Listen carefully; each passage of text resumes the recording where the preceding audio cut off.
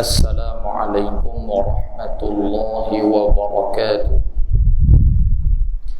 الحمد لله رب العالمين، والصلاة والسلام على أشرف المرسلين وعلى آله وصحبه أجمعين.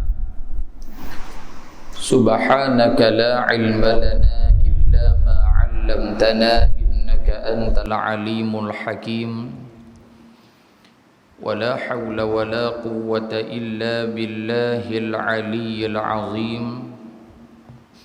ولا حول ولا قوة إلا بالله العلي العظيم.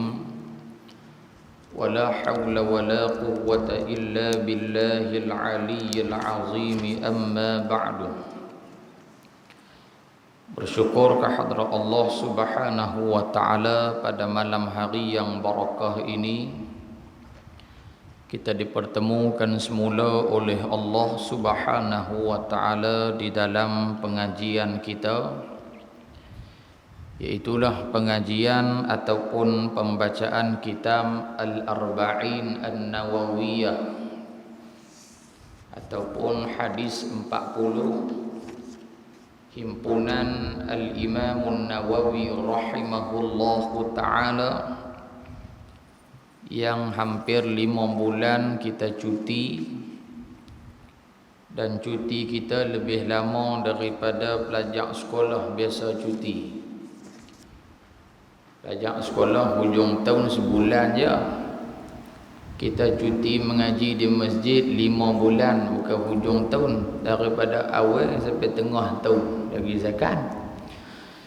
Jadi malam ni tuan-tuan dan puan-puan yang dirahmati oleh Allah Subhanahu wa taala, kita sambung balik pembacaan kitab kita pada hadis yang ke-24, yang mana pada pertemuan yang lepas kita ada baca sikit hadis yang ke-24 ini, tapi memandangkan kita lama cuti, di malam ni kita baca balik daripada awal. Dan hadis ini agak panjang, kita baca takat-takat dan Aisyah, lepas tu kita berhenti insya-Allah. Bismillahirrahmanirrahim. Qala al-musannif rahimahullahu ta'ala wa nafa'ana bi'ulumihi fid darain amin ya rabbal alamin. Hadis yang ke-24, an Abi Dzarrin Al-Ghifari radhiyallahu ta'ala anhu 'anil Nabiy sallallahu alaihi wasallam fima yarwihi 'an rabbih 'azza wa jalla. Hadis yang ke-24 daripada Abu Dzar ataupun Abi Dzar Al-Ghifari radhiyallahu ta'ala anhu wa ardah. Nama Abu Dzar adalah Jundub ataupun Jundab bin Junadah. Boleh dibaca dengan baris dhammah dan boleh dibaca dengan baris fathah. Jundub ataupun Jundab bin Junadah radhiyallahu ta'ala anhu wa ardah. Yang kedua, Abu Dzar Al-Ghifari ini ataupun Jundub bin Junadah ini daripada Puak Ghifar. Bila sebut kata Puak Ghifar, terkenal dengan suatu puak yang suka merompak harta ataupun yang suka merompak pedagang apabila balik daripada berdagang ataupun dalam perjalanan nak pergi berdagang. Jadi Abu Dzar ini di antara salah satu kerja dia sebelum daripada dia masuk Islam, kerja dia merompak macam mana puak-puak Al-Ghifar juga. Yang ketiga, kata para ulama, Abu Dzar Al-Ghifari ini adalah salah seorang daripada as-sabiqun al-awwalun, golongan ataupun orang yang terawal beriman dengan Nabi kita Muhammad sallallahu alaihi wa ala alihi wa sahbihi wa baraka wa sallam. Abu Dzar Al-Ghifari ini tuan-tuan disebutkan oleh Al-Imam Abdul Fattah Abu Ghuddah rahimahullahu ta'ala dalam kitab beliau Safahat min Sabril Ulama ala Syada'idi wa Tahsilil Ilm. Bagaimanakah orang-orang ataupun ulama-ulama yang terdahulu yang mana mereka ini menempuh perjalanan dengan sukar semata-mata nak mendapatkan ilmu pengetahuan, terutamanya di antaranya diselitkan juga sahabat-sahabat Nabi sallallahu alaihi wasallam. Jadi Abu Dzar Al-Ghifari ini ketika mana dia duduk di kampung Ghifar, orang duk cerita pasal Nabi sallallahu alaihi wasallam, orang duk cerita dah Muhammad ni akhlak bagus, Muhammad ni perangai bagus, Muhammad ni kira bagus, luar dalam bagus belaka. Menyebabkan dia rasa tak puas hati dengan apa hak orang cakap. Lagu mana dia nak bagi puas hati? Dia hantar adik dia nama Abdullah bin Unais. Dia hantar adik dia nama Unais Al-Ghifari. Maaf. Nama adik dia Unais Al-Ghifari. Dia hantar adik dia pi ke mana? Pi ke Makkah Al-Mukarramah, pi duk riki tengok betul ke tak betul tentang Muhammad hak orang duk bagi tahu, adik dia pun pi. Maka di sini tuan-tuan dapat kita ambil pengajaran Abu Dzar Al-Ghifari, dia nak dapatkan maklumat yang sahih, dia tak terima buta-buta lagu tu. Walaupun berita tentang Nabi Muhammad itu benar, tetapi dia hantar juga adik dia pi cek tengok, pi riki tengok, kod tak betul. Kod tak betul. Hakikatnya tak betul. Cuma Allah Ta'ala takdir dia hantar adik dia pi tu nak ajak kepada kita bahawasanya kalau kita ni tak boleh nak dapat direct terus ilmu daripada seseorang, paling kurang tidak dapat paling kurang kita tanyalah orang hak pi mengaji, paling kurang tanyalah orang hak tahu, jangan kita buat pala tahu. Dia hantar adik dia pi, adik dia pun balik bagi tahu, wahai abang, orang cerita tentang Muhammad sallallahu alaihi wasallam ini seorang yang baik, seorang yang bagus, seorang yang dikatakan Rasul akhir zaman. Dia habaq ke abang dia, yakni Abu Dzar. Abu Dzar kata, wahai adikku, ma syafaitani, wahai adikku, berita yang hang bagi ke aku ni, aku lagi tak puas hati. Hang habaq lagu tu saja, tak buat mai bukti apa pun, ma syafaitani, aku tak puas hati juga. Tak puas hati. Maknanya seorang penuntut ilmu dia tidak kena terjun duk dalam majlis ilmu. Tak cukup duk pergi mengaji dengan kawan, yang kawan tadi ni pergi mengaji dalam majlis tadi ni. Abu Dzar pun siapkan pekakah dia, barang-barang dia, berangkat daripada mana? Berangkat daripada Ghifar menuju ke Makkah Al-Mukarramah. Pi ke Makkah, dia pi tengok sendiri depan mata kepala dia, dan akhirnya Abu Dzar Al-Ghifari radhiyallahu taala anhu wa ardah beriman dengan kerasulan Nabi kita Muhammad sallallahu alaihi wa ala alihi wa sahbihi wa baraka wa sallam. Dia beriman pasal apa tuan-tuan? Dia pergi duduk sendiri dalam majlis tu. Dia pergi jumpa sendiri tuan badan yang dimaksudkan. Maka begitulah hal keadaan susahnya sahabat Nabi nak mendapatkan ilmu, nak mendapatkan maklumat tentang Nabi Muhammad. Maka kita telah lagilah tuan-tuan kena bersusah payah lebih daripada sahabat baginda Rasulullah sallallahu alaihi wa ala alihi wa sahbihi wa baraka wa sallam.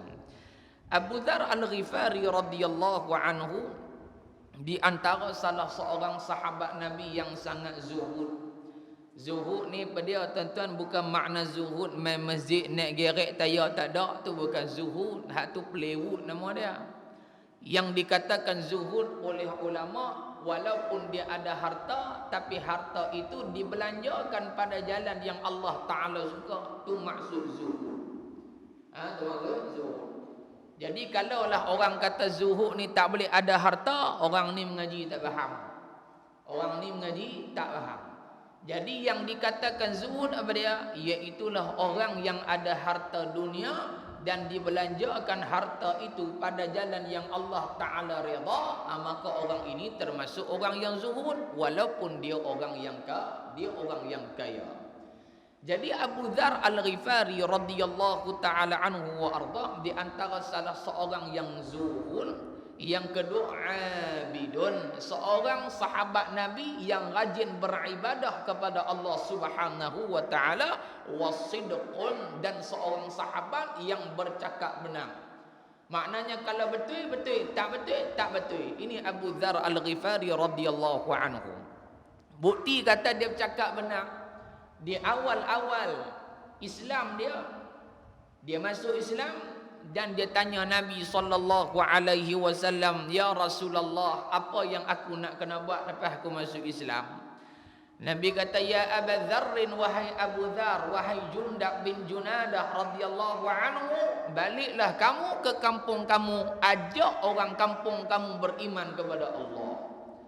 Kata Abu Dzar Al-Ghifari, dia kata, "La," dia kata, "Ya Rasulullah, dah. Aku takkan balik ke kampung Ghifar illa, melainkan aku akan istihar bahawasanya aku ini beriman dengan kamu wahai Muhammad sallallahu alaihi wasallam." Direct terus cakap, tak ada pusing-pusingnya. Dia masuk dalam Masjidil Haram, yang mana dalam Masjidil Haram pada ketika itu tempat orang ibadah, tempat orang sembah berhala. Abu Jahal, Abu Lahab, segala bala Abu duduk dalam tu. Dia masuk, dia kata, "Wahai manusia sekalian, ayyuhan nas, aku ini adalah Abu Dzar ataupun Jundab bin Junadah daripada perkampungan Ghifar.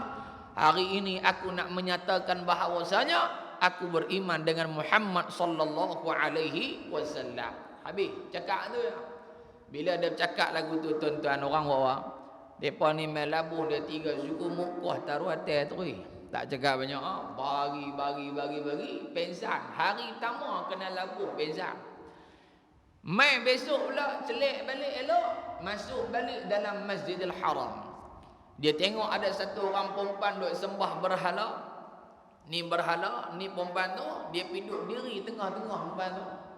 Dia kata, "Apa yang kamu sembah ini tidak memberi manfaat dan tak bagi mudarat. Ni semua mengarut semua ni." Lagi zakat. Perempuan tu pun jeritlah, help me. Dia tak cakap lah masalah tuan-tuan. Kan?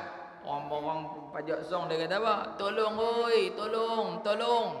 Akhirnya orang merumun Abu Jundab bin Junadah. Akhirnya dia pelabuh pula hari yang kedua. Hari pertama kena labuh, hari kedua kena labuh. Di sini ulama mengatakan, membuktikan benarnya perkataan Abu Dzar Al-Ghifari radhiyallahu anhu, dan dia tak takut siapa-siapa pun dia tak takut. Ini Abu Dzar radhiyallahu anhu. Abu Dzar radhiyallahu anhu wafat di mana? Wafat di Rabazah, satu tempat di tengah padang pasir. Orang pun tak pergi duduk, dia pergi duduk long tu. Wafat bila? Wafat pada tahun 32 Hijrah. Tahun 32 Hijrah dia wafat. Dan Nabi pernah sebut kepada para sahabat, di antara kita akan ada yang mati keseorangan. Waktu tu Nabi hidup Nabi kata dengan sahabat, "Wahai sahabat, ketahuilah di antara kita semua ni akan ada sahabat kita ni akan mati seorang-seorang." Maknanya dia duduk jauh terpencil daripada orang ramai. Bila mana Nabi wafat, Abu Dzar pun duduk dengan isteri dan anak dia. Dia habaq kat bini dia. Dia kata ketika mana Nabi hidup, Nabi pernah habaq kat kami bahawasanya dalam kalangan kami ketika itu akan ada yang mati keseorangan. Jadi Abu Dzar kata kat bini dia, dia kata, "Abang duk perhati tengok, semua sahabat hak mai pada waktu tersebut semua dah meninggal dah. Abang orang tak meninggal lagi. Abang orang tak meninggal lagi." Maka takdir Allah, tahun 32 Hijrah, Abu Dzar Al-Ghifari meninggal dunia di Rabazah bertepatan dengan sabdaan Nabi sallallahu alaihi wasallam, dan Nabi sebut yang akan salatkan jenazah sahabat itu adalah orang yang saleh, yang baik pada ketika itu. Siapa dia yang sembahyang dia? Iaitulah Abdullah bin Mas'ud radhiyallahu taala anhum ajma'in. Jadi dalam kisah itu Nabi nak sebut 2 kemuliaan sahabat. Yang pertama kemuliaan Abdullah bin Mas'ud, yang kedua kemuliaan Sayyiduna Abu Dzar Al-Ghifari radhiyallahu taala anhuma wa ardahuma. Baik. daripada Abi Dzar Al-Ghifari radhiyallahu anhu yang Allah redha ke atasnya. Jadi sebut radhiyallahu anhu kepada para sahabat Nabi dan juga para ulama, orang-orang yang saleh, hukum dia sunat, mendapat pahala. Begitu juga kalau Nabi Muhammad kita sebut Sayyiduna Muhammad, asyhadu an la ilaha illallah wa asyhadu anna Muhammadar Rasulullah, Allahumma salli ala Sayyidina Muhammad wa ala ali Sayyidina Muhammad. Jadi lebih afdal dan pahala pun lebih berganda. Jadi hukum dia adalah sunat. Baik. Yang Allah redha kepadanya siapanya? Abu Dzar, daripada baginda Rasulullah sallallahu alaihi wasallam fima yarwihi an rabbih, seperti mana yang diriwayatkannya siapa? Hi situ yarwihi dhamir ganti nama marji' balik pada diri Nabi sallallahu alaihi wasallam. Yang diriwayatkannya yakni yang Rasulullah sallallahu alaihi wasallam riwayatkan an rabbih, daripada Tuhannya siapa? Nya Allah. Tuhannya siapa? Nya Nabi Muhammad. Balik pada Nabi Muhammad juga. Siapa Tuhan Nabi Muhammad? Allah haqqul ma'bud, yang selayak disembah, azza wa jalla. Jadi hadis ini hadis apa tuan-tuan? Hadis qudsi. Hadis qudsi. Apa maksud hadis qudsi? Hadis qudsi ini disebutkan oleh para ulama, akhbarallahu ta'ala ma'nahu bil ilhami awil manami, fa akhbara an-nabiy sallallahu alaihi wasallam ummatahu bi'ibaratihi an ma'na dhalikal kalam. Yang dimaksudkan dengan hadis qudsi iaitulah satu perkhabaran yang Allah Ta'ala berikan kepada Nabi Muhammad sallallahu alaihi wasallam, sama ada melalui ilham ataupun melalui mimpi. Ilham ataupun mimpi. Dan hadis qudsi ini melalui ilham dan melalui mimpi. Fa akhbaran nabiyyu, dan Nabi sampaikan pula apa yang diilhamkan oleh Allah, apa yang diberikan oleh Allah dalam mimpi Nabi, ummatahu, kepada umatnya. Nabi sampai balik kat sahabat sampai balik maka kita bi'ibaratihi, dengan lafaz daripada Nabi dan makna seperti mana yang dikehendaki oleh Allah. Ibarat dia lagu ni, saya kata jom malam ni saya belanja. Lawak dah bukan betul lah, saya pegang hak tu pula. Malam ni saya belanja. Ayah pun hantar lah WhatsApp. Ustaz Aiman ajak pergi kedai makan, malam ni kita makan free. Sama ada makna dia. Sama lah, cuma lafaz lain, makna makna Rasulullah. Tu dia panggil hadis qudsi. Dan hadis qudsi ini dia lafaz daripada Nabi, makna daripada Allah. Kita dah mengajilah dalam mustalah hadis. Yang kedua dia panggil hadis nabawi. Yang kedua dia panggil apa? Al-Quran. Al-Quran. Jadi Al-Quran makna dan lafaz kedua-duanya daripada Allah Subhanahu wa ta'ala. Makna dan lafaz kedua-duanya daripada Allah Subhanahu wa ta'ala. Itu perbezaan yang pertama dari sudut ta'rif dia ataupun maksud dia. Yang kedua, hadis qudsi ini tidak mencapai tahap mutawatir seperti mana Al-Quran. Tidak mencapai tahap mutawatir seperti mana Al-Quranul Karim. Yang ketiga di antara perbezaan antara hadis qudsi dan juga Al-Quran, siapa yang dalam semayang, kita lah dalam mazhab Syafi'i, dalam mazhab lain wallahu a'lam saya pun tak tahu, dalam mazhab Syafi'i, siapa yang baca hadis qudsi dalam mayang tak sah walaupun hang imam Masjidil Haram sekalipun. Tiba-tiba tahun ni pergi umrah kan, sudah baca pelik lagi pasal Covid. Dia pun baca ghairil maghdubi alaihim waladdallin. Amin, kita amin. Lepas tu Kita dia baca Bismillahirrahmanirrahim. An Abi Dzar radhiyallahu anhu 'anil Nabi sallallahu alaihi wasallam fima yarwihi 'an rabbih 'azza wa jalla. Oh, sedih baca itu. Kita orang pedak apa tak sah ni. Nah, tak dikira lah situ. Nah, dia kena baca apa? Baca Quran. Dia kena baca Quran lah. Alhamdulillahi Rabbil Alamin. Dia tak baca Fatihah, dia biar tinggal hadis kursi. Sah tak? Tak sah. Itu beza tu. Duk tiga. Yang keempat, siapa tak percaya Quran kafir. Mudah faham lah kita duk ngaji kita tak? Siapa tak percaya Quran kafir. Senang. Tapi siapa yang mengingkari hadis kursi, ulama kata dia termasuk dalam kalangan minal fasiqin, orang-orang yang fasik. Yang kelima, Al-Quran Allah Ta'ala sebut la yamassuhu illa al-mutahharun. Siapa yang sentuh Quran illa melainkan al-mutahharun, dia dah suci. Maknanya suci pada hadas kecil, hadas besar. Adapun hadis kursi kena ada bersuci? Tak. Dari sudut fiqhnya tak. Dari sudut adabnya afdal kita bersuci. Jadi tak ada masalah apa. Kita pegang kitab hadis begitu hadis kursi misalnya. Kena ada wudu? Tak kena wudu. Kerana martabat dia tidak seperti mana Al-Quranul Karim. Yang seterusnya para ulama mengatakan bahawasanya Al-Quran ni tak boleh diriwayatkan dengan makna. Mesti macam mana Allah turunkan, begitulah Al-Quran disampaikan.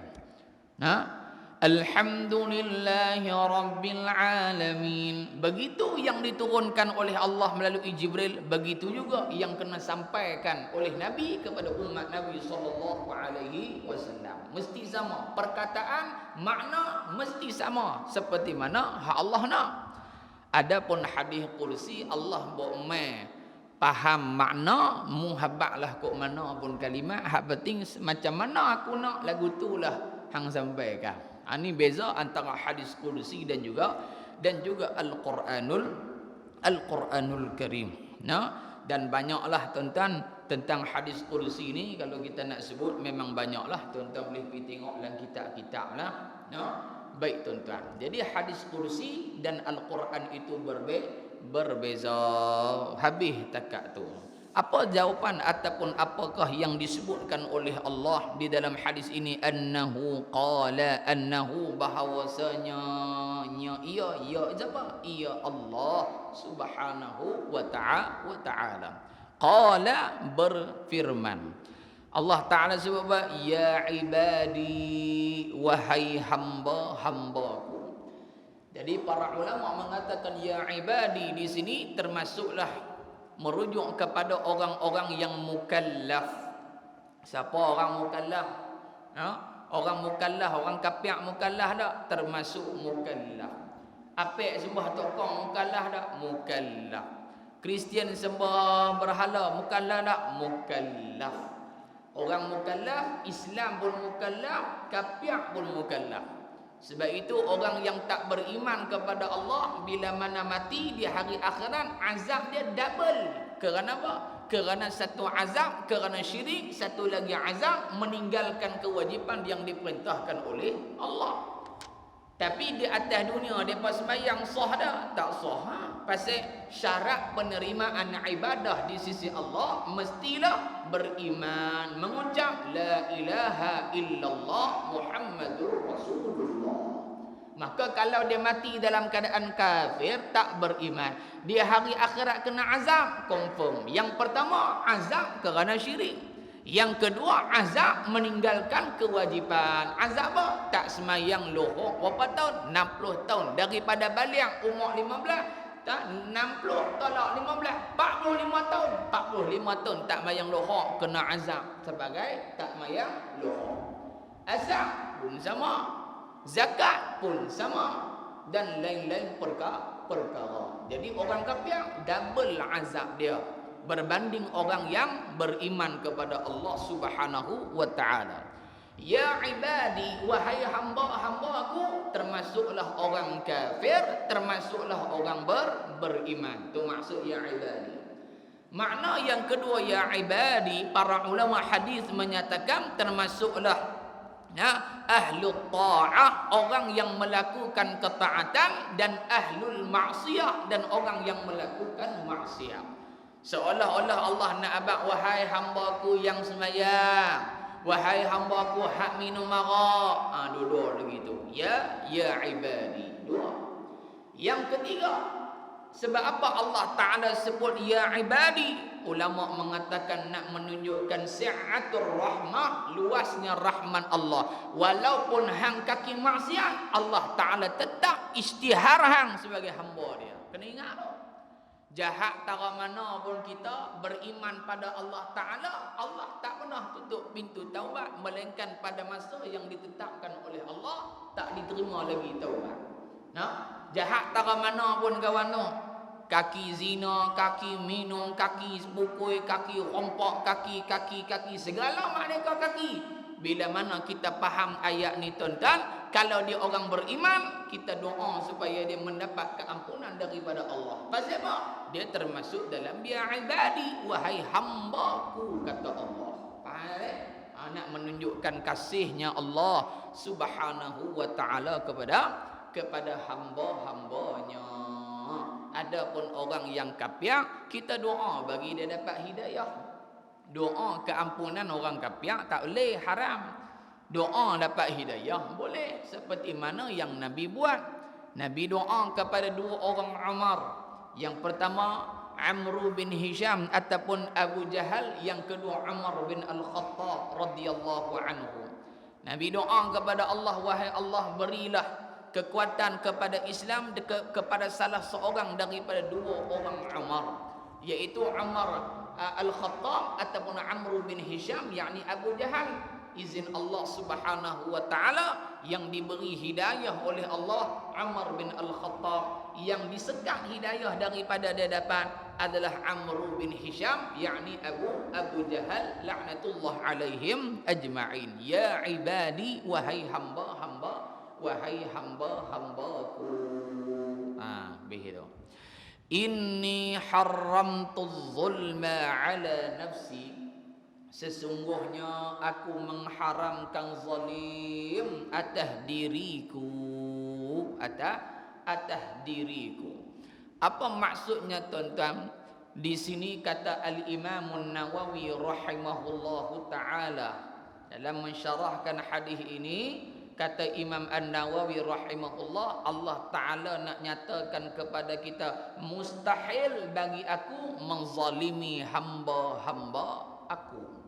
Allah Ta'ala tak ada sifat zalim. Allah Ta'ala tak ada sifat zalim. Apa maksud zalim?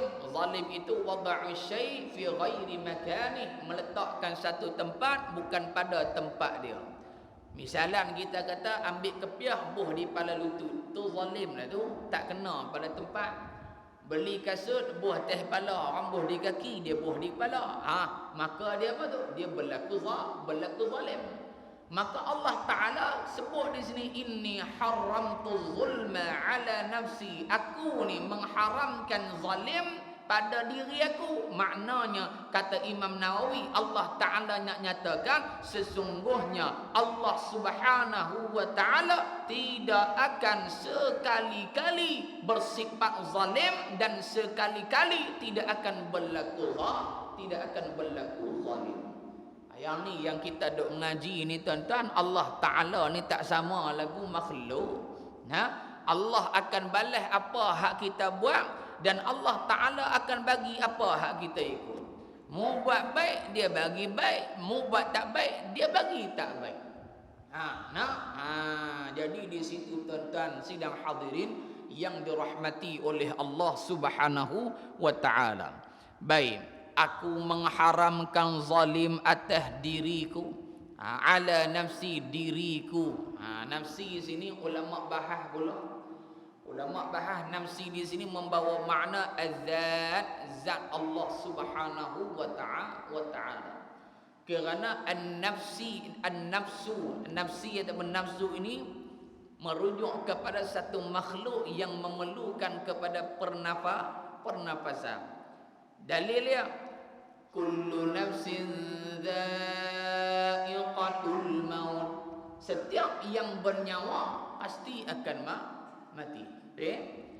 Jadi kalaulah Allah Ta'ala nafsi itu sama lagu mana ayat tadi, bermakna Allah Ta'ala akan mati. Betul?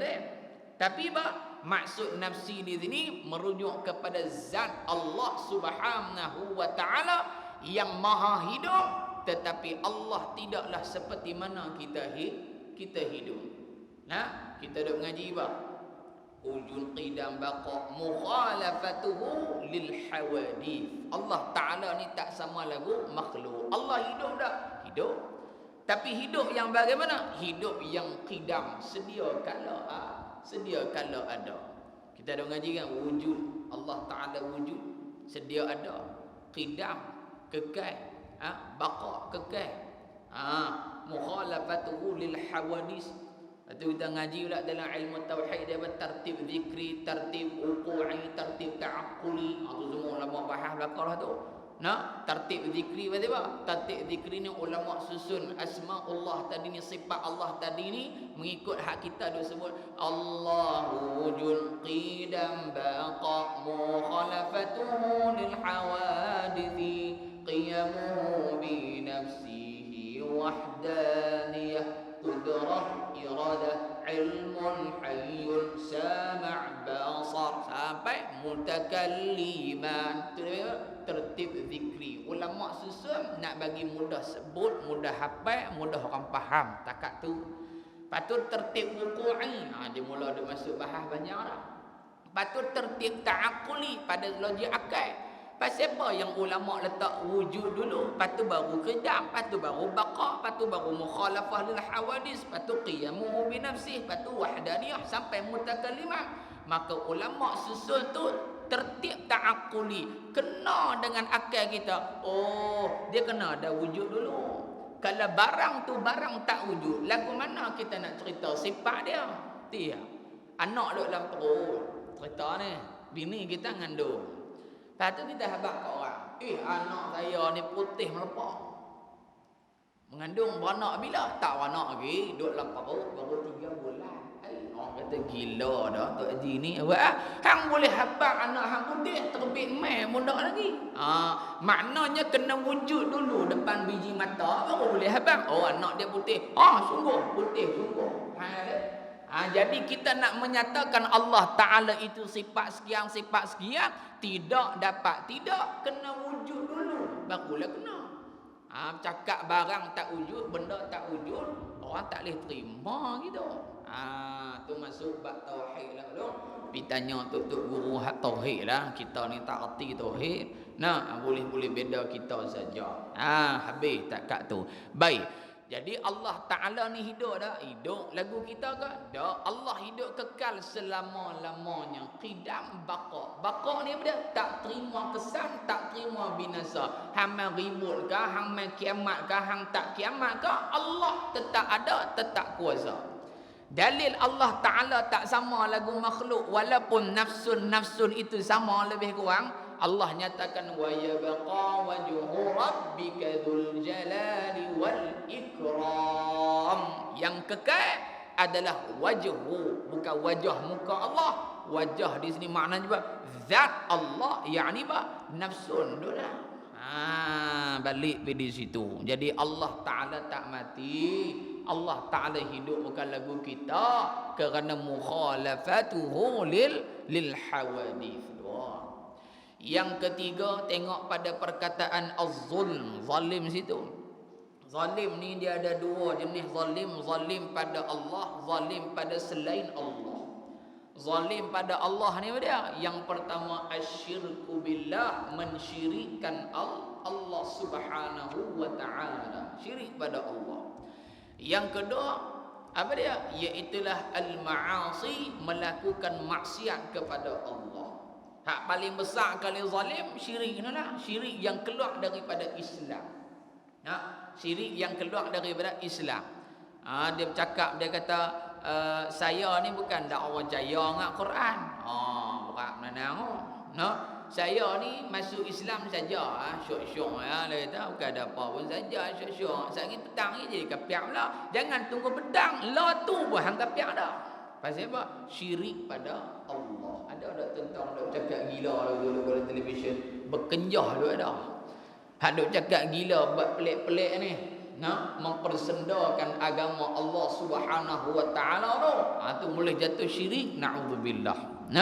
Dia kata semayang ni bukan wajib saya tak wajib semayang. Kamu yang wajib semayang. Menafikan segala benda yang Allah Taala wajibkan, dia kata tak wajib, hukum dia jatuh kufur, murtad, naudzubillah. Ataupun menghalalkan apa yang Allah haramkan pun jadi murtad juga. Dia kata babi ni bukan haram, halal dia kata. Hang ya haram, aku tak haram. Berat gitu. Jadi boleh jatuh murtad. Jadi zalim hak besar kali hak duk pertama, zalim yakni dengan mensyirikkan Allah. Yang kedua, melakukan maksiat kepada Allah. Tak sembahyang, tak puasa, tak tutup aurat dan macam-macam lagi maksiat. Jenis zalim yang kedua, zalim selain daripada Allah, yakni zalim pada makhluk, bahna pada makhluk. Antaranya apa dia? Bunuh orang. Bunuh orang ni tak semesti hang Islam, hang bukan Islam pun kira zalim dah tu. Sebab dalam Islam ni ada hak golongan hak kita boleh bunuh. Tengok hadis-hadis hak sebelum ni kita jumpa dah. Siapa dia? Antaranya orang hak murtad kita boleh bunuh. Bukan kita bunuh, pemerintah bunuh. Tak pergi tengok kawan tu duk melawak lebih kurang, dia kata mayam bukan wajib, depa pakat duk pergi pegang, duk pergi serkuk bekas kata, pergi duk tempek tang dinding kedai roti canai, pakat duk tikam tu orang fikir tak jadi gitu, dosa tak boleh gitu. Pasal apa? Yang nak jatuh hukum ni bukan kita. Kita pergi tangkap, pergi hantar bagi kat pihak berkuasa, depa pun pergi tanya dia. Tu pun bawa pergi bukan depa duk pergi kejam bagi mati terus. Depa tanya dulu. Dia cakap lagu tu atas jalan apa? Atas jalan hang reti ke ataupun hang cakap dalam keadaan jahil, hang tak tahu. Kalau hang cakap dalam keadaan hang reti, lepas tu hang tak tarik balik dah, dia bagi dah masa untuk bertaubat, mengucap balik, tak mau juga. Waktu tu baru jalan hukum. Tapi kalau dia bercakap atas jalan dia jahil barangkali, maka di situ ada pertimbangan oleh pihak berkuasa. Allah ni cukup mudah orang nak kafir orang ni. Hak terbaru ni satu orang ustaz mana saya pun tak tahu, tak pun nak kenal hak jenis dia bagi kafir orang ni. Dia kata semua hak berpegang dengan akidah al-Asy'ariyah yang kita mengaji tauhid kan. Akidah Abu Mansur Al-Maturidi dan Abu Hasan Al-Asy'ari. Dia kata siapa hak pegang dengan pegangan Imam Abu Hasan Al-Asy'ari, kufrun akbar, kufur hak besar, syirik terus. Dia kita semua ni syirik habis. Bila syirik ni murtad dah, kira murtad dah. Halal tak darah orang hak murtad? Halal lah. Ada lah ni, ada duk cakap alam ni. Katanya orang gok-gok ni tapi tak duk ni, duk Kuala Lumpur. Duk Kuala Lumpur mensyirikkan orang. Kita semua ni jadi murtad habis. Allahu akbar. Mengaji sifat 20 masuk neraka. La haula wala quwata illa billah. Ada hak telajar alim pada ulama, hakikatnya bodoh sungguh. Jadi mengaji ni biar laik, orang tua kata biar laik rapat pakai tanah tu. Tak reti tak apa. Mengaji ni dah tak reti, dia buat pala reti pula, malu ke orang lah. Baik, habis dekat tu. Zalim, dia bunuh orang. Lagi mengumpat orang. Lagi dia curi harta meredak orang. Ini zalim dah. Zalim yakni zalim selain daripada Allah, membawa arti zalim pada makhluk Allah Subhanahu wa ta'ala. Wa ja'altuhu bainakum muharrama, maka aku jadikannya zalim. Ja'altuhu dhamir balik pada zalim tu. Aku jadikan sifat zalim, berlaku zalim itu bainakum, antara kamu manusia sekalian, muharrama, benda yang diharamkan. Allah nak abang kata jangan duk buat zalim, hukum dia haram, berdosa. Hukum dia berdosa. Fala tazalamu, janganlah kamu berlaku janganlah kamu melakukan kezaliman. Jadi maksud fala tazalamu yang sempat saya dhabit tadi, janganlah membuat zalim. Kerana apa?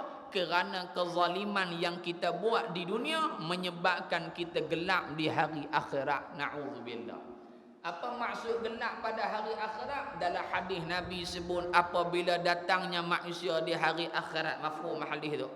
Mai ni bawa amalan, bawa amalan ni, bawa amalan ni. Seperti mana Nabi tanya para sahabat, atadruna manil muflisu? Hei sahabat, mu tahu ada orang yang muflis siapa dia?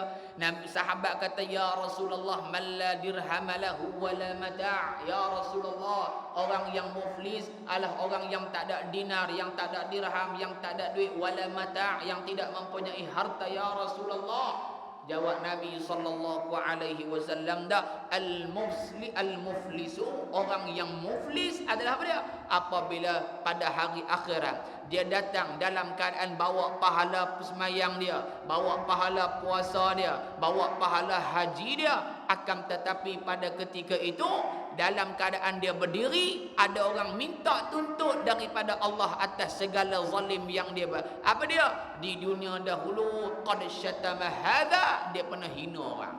Na'udzubillah. Dia hina orang. Bila hina kawan tu minta balik. Ni hang mai balik, hang mai balik. Semua kebaikan, pahala yang tukang fitnah, tukang kata ke orang tadi, diambil, diberikan kepada tuan punya badan yang kena fitnah. Dosa tuan punya fitnah dilungguk bagi kepada tuan yang memfitnah. Akhirnya apa? Awalnya datang bercahaya, pahala banyak. Lah sekali zulumat, gelap gelita, masuk dalam neraka Allah Subhanahu wa ta'ala. Itu satu contoh antaranya. Dan banyak lagi lah benda-benda zalim yang kita ada buat. Penanya kawan ada juga. Duk melawak dengan kawan tak tentu pasal ada juga. Lah ni dia mak passion apa tak tahu. Lah ni semua melawak pelik-pelik, melawak duk raba kemaluan orang. Ada tak tuan-tuan? Dulu ada lah ni tak tahu ada tak ada. Nak mayang pak dia tampak kita punya. Saya biasa kena kali satu orang Pak Long. Dia ni ya, dia ingat kita apa aku cak korek ingat aku. Dia memang kita Allah pak dah buruh kan, kena senang. Saya kata ni tuan nak mampu tak sedar diri. Dia tengok saya kata tu macam tu dia bayang Allahu Akbar, selamat lah ni tak jumpa api tahun nak mati dia apa saya pun tak tahu. Dia boleh orang nak mayang di tempat telok kita. Kita bukan kena dia pun. Faham? Ni melawak tak kena gaya melawak sampai jadi benda haram dulu dah. Ada enggak? Ada hak melawak ni dia ke mana? Sangkaan dia melawak tapi akhirnya bawa pada kematian. Dia melawak. Depa tunjuklah tak tahu tamalan Zimbabwe ke mana ke. Depa pergi mandi di kolam, lepas tu dia pusing kawan dia. Dia pusing kawan dia jadi pening lempak masuk dalam kolam. Tuan-tuan, kita duduk atas darat ni, duduk pusing-pusing ni gitu pun tak boleh duduk nak berdiri betul dah. Dia pergi lempak kawan dia hak pening dalam kolam. Kolam pula bukan kolam kanak-kanak ni, kolam orang tua-tua, 7 kaki 8 kali 5 duk ada. Pusing tuan-tuan, duduk layak pening layak, lemah sepasal, pening sepasal. Akhirnya kawan-kawan dia duk tunggu tak naik, tengok-tengok timbul, mati dah tuan-tuan. Ni melawak tak kena gaya. Akhirnya apa? Hang menzalimi orang di hari akhirat, hang nak kena jawab di hadapan Allah Subhanahu wa taala. Jadi jangan duk buat zalim kepada orang. Dan maksud zalim juga fala tazalamu, jangan kamu berlaku zalim. Jangan kita duk sangka kata aku tak buat dia, aku tak zalim. Ulama kata 3 golongan ni juga termasuk di dalam orang yang zalim. Apa dia yang pertama? Yang pertama ulama kata dia tak buat secara direct, dia buat indirect. Apa dia? Dia tahu kata kawan tu nak kena, ataupun dia tahu kata mana-mana orang dia nak buat satu-satu benda yang perlukan kepada dana. Bila ada dana baru kita boleh jalan kerja jahat kita ni. Dia pam duit dia masuk. Maka dengan harta yang dia bagi bantu orang buat zalim, termasuk di dalam hadis Nabi sallallahu alaihi wasallam. Dia termasuk orang yang zalim, diazab oleh Allah. Na'udzubillah. Satu. Yang kedua, iaitulah cenderung kepada orang hak zalim. Dia berat kot tu. Dia berat. Dia tak masuk terus. Dia berat-berat kot tu. Dia ni jenis lalang. Jenis lalang. Ada tak hak jenis hidup lagu lalang? Ada. Jadi ustaz lalang. ahli politik, politik lalang, dia kira makan keliling ni apa ni? Kira makan keliling. Kalau cakap betul lagi, orang tak sokong. Kalau cakap betul lagi, orang tak panggil mai mengajar. Jadi lalang, pusing, apa ulang sama duk lingkar lapak tu. No? Jadi orang yang cenderung sedikit sekalipun kepada orang yang zalim termasuk di dalam hadis ini juga. Dua. Yang ketiga, ulama kata ni disebutkan dalam kitab pedia saya lupa dah tuan-tuan. Kitab karangan Imam Mulla Ali Qari rahmatullahi alaih. Dia syarah kitab ni. Dalam kitab dia Al-Mubinul Mu'in li Fahmil Arba'in, syarah kepada Matan Al-Arba'in An-Nawawiyah. Lebih kurang 800 muka surat dia syarah tentang hadis Arba'in Nawawi. Hadis ada 42, dia syarah kat 1000 muka surat. Habaq kata hak Nabi bagi tahu kat kita ni bukan pendek saja, tapi kalau dihurai oleh para ulama, subhanallah, hebat sungguh perkataan Nabi sallallahu alaihi wasallam. Yang tiga apa? Orang hak zalim, dia doa ke orang hak buat zalim supaya boleh ke dia. Dia tahu dah kata kawan dia ni suka duk kena orang, duk mohon orang. Dia tak tolong kawan tu dengan duit. Dia pun nak kata cenderung sangat pun tak juga. Tapi dia ya Allah ya Tuhanku, kau bagilah kawan aku tadi ni yang dia ni kata-kata lagu ni bagi boleh ke dia. Hang doa ke orang zalim pun hang kena juga. Kamu doa pada orang hak buat zalim pun kamu kena juga. Kerana Allah nyatakan wala tarkanu ilal ladzina zalamu fatamassakumun nar. Jangan kamu cenderung walaupun sikit pada orang yang zalim, niscaya kamu akan disambang oleh api neraka Allah Subhanahu wa taala. Dalam satu riwayat yang lain, yang disebutkan oleh Al-Imam Al-Baihaqi dalam kitab dia Syu'abul Iman dan juga Musannaf Ibnu Abi Syaibah, satu riwayat daripada Mujahid daripada Ibnu Abbas radhiyallahu anhu, auhallahu taala ila Daud.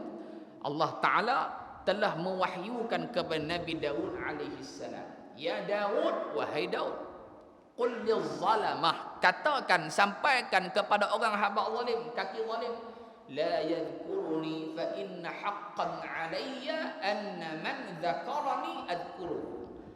Allah taala pesan kat Nabi Daud alaihi salam, wahai Nabi Daud, hang pesanlah ke orang-orang zalim ni, la yadhkuruni, tu sebutlah nama aku. Terus ada sebutlah nama aku. Lepas tu sebut pun bukan hang ikut pun. Sebut pun bukan hang ikut. Kerana aku ni akan ingat kepada orang hak betul-betul ingat kat aku saja. Makna aku akan ingat kepada hamba hak tak buat zalim ke orang yang tak buat zalim kat aku semua. Hak ni aku ingat ke dia. Wa inna dzikri iyyahum an al'anahum. Habaq dia apa? Jangan sebut nama aku. Kerana apa? Aku sentiasa ingat kepada mereka, yakni orang yang zalim. Apa dia aku ingat? Al-anahum, aku akan melaknat mereka. Hak tu yang aku nak bagi dia. Allahu akbar. Ni siapa ni? Orang yang suka buat zalim, orang yang suka buat zalim. Sambung bulan depan tuan-tuan, duk ada lagi ni, tak habis lagi ni. Insya-Allah bulan depan kita tengok sikit lagi tang ni, lepas tu kita masuk ya ibadi kullukum dhallun illa man hadaituhu fastahduni ahdikum. Dia ulang banyak kali ya ibadi ya ibadi ya ibadi ya ibadi, nak menunjukkan rahmatnya Allah taala. Mu buat jahat mana pun Allah duk sebut ya ibadi ya ibadi ya ibadi. Kita kalau kawan buat jahat 2 kali tak apa, kali ketiga panggil macam-macam. Kawan kita nama Dolah, bukan sini, bukan Dolah sini tak, Dolah superstar hak cerita awi lah kono. Dia buat penanya kita. Kita keluar masjid, kasut tak ada, dia pergi gantung lah, dia pergi gantung tanpa pagar masjid. Kita kata celaka dengan hang Dolah. Kita kata gitulah, melawak lah. Kali kedua, kopa tu enggak, subuh betul dia berkenam dah. Dia pergi tak tahu nak, dia pergi buh kata belah kanan di pagar parking kereta belah nak, balik jalan nak. Kita kata celakui dengan hang Dolah. Kali kedua, duk hangat dah. Mai kali ketiga kata tak Dolah dah. Dia keluar hak lain lah pula lah, hak sedap lagi daripada hak tu. Pasal apa? Kita ni lah butuh dah. Yang kita makhluk ni, adapun Allah Ta'ala mu buat jahat ke mana pun, tetap ya ibadi, wahai hambaku, wahai hambaku, nak menunjukkan kasihnya Allah kepada kita tuan-tuan, maka jangan kita hampakan apa yang Allah beri kepada kita. Kita balas balik dengan kita bertaubat, bersyukur dengan apa yang telah dianugerahkan oleh Allah Subhanahu wa taala kepada kita semua, insya-Allah. Kita doakan juga tuan-tuan, agar kawan-kawan kita ramai duk balik kampung lah ni. Lebuh raya jam tuan-tuan. No, depa kata raya baru nak raya. Ada hak kawan buat dalam Facebook dia kata hari ni Syawal pertama, padahal Rabiul Awal lah. Syawal pertama wah.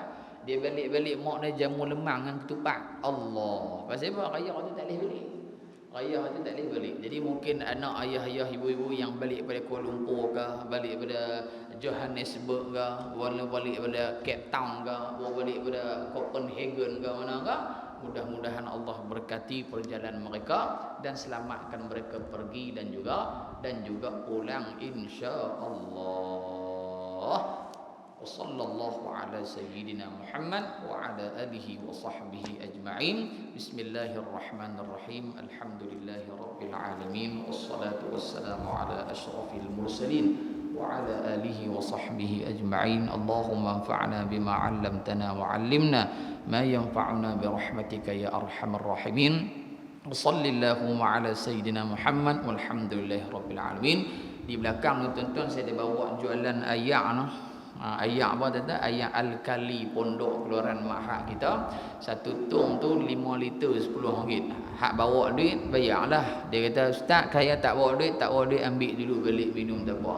No, bulan depan bawa main duit. Lupa juga tak halal lah. Tapi jangan buat lupa. Jangan buat lupa tuan-tuan. Ayak tu 9.5 pH dia. Bukan Pakatan Harapan lah. pH ayak tu. Bukan boleh ingat. Orang kau ni dia kuat kualiti juga ni. Kan? pH ayak tu 9.5. Hak kencing manis, hak jenis kebah-kebah tangan, hak jenis sakit dada, sakit lutut, sakit segala macam, kau sakit kecuali mati lah tuan-tuan, no? Ketiak ambillah. Alhamdulillah tuan-tuan. Ada satu orang pakcik di Tasik Gelugok tu dia Parkinson. Gulu-gulu tangan dia. Lepas tu tak boleh berjalan tuan-tuan, kena papah. Bini dia kena papah dekat 2 bulan. Alhamdulillah, izin Allah kita pergi hantar dekat dia dekat 20 tong dah tuan-tuan, dah ni boleh berjalan dah. Cuma tak boleh terbang ya. Kalau terbang itu tuan terkejut lah.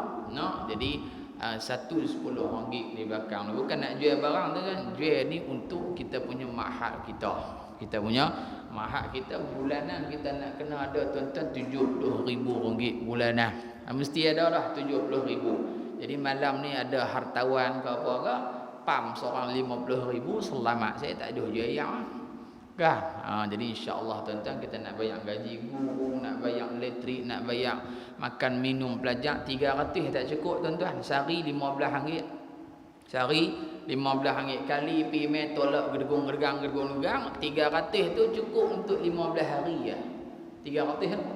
No, tak cukup nak bayar gaji guru dan sebagainya. Tapi kita cari ikut jalan ni lah. No, samping kita tak tabung, adalah perniagaan kecil-kecilan kita insya-Allah, mudah-mudahan ada keberkatan. No, jadi tuan-tuan dan puan, saya buat main pun tak banyak lah ni, adalah kalau nak lagi besok pagi di Ma'had kita ada kuliah duha. Jadi tuan-tuan boleh pergi ambil di sana insya-Allah. Ada apa-apa masalah tuan-tuan boleh telefon saya. Saya bukan doktor lah. Saya bukan doktor. Ni tengah-tengah malam duk telefon pukul 3 pagi, ustaz. Saya ni jantung gedegak, oksigen tak masuk ni, nak buat lagu mana? Saya kata payah. Kena pergi tanya doktor lah. Saya bukan doktor. Pergi tanya ahli dia. Ni kita ketiak saja tuan-tuan. Yang nak bagi semua Allah Subhanahu wa taala. Wallahu a'lam bis-shawab. Assalamualaikum warahmatullahi wabarakatuh.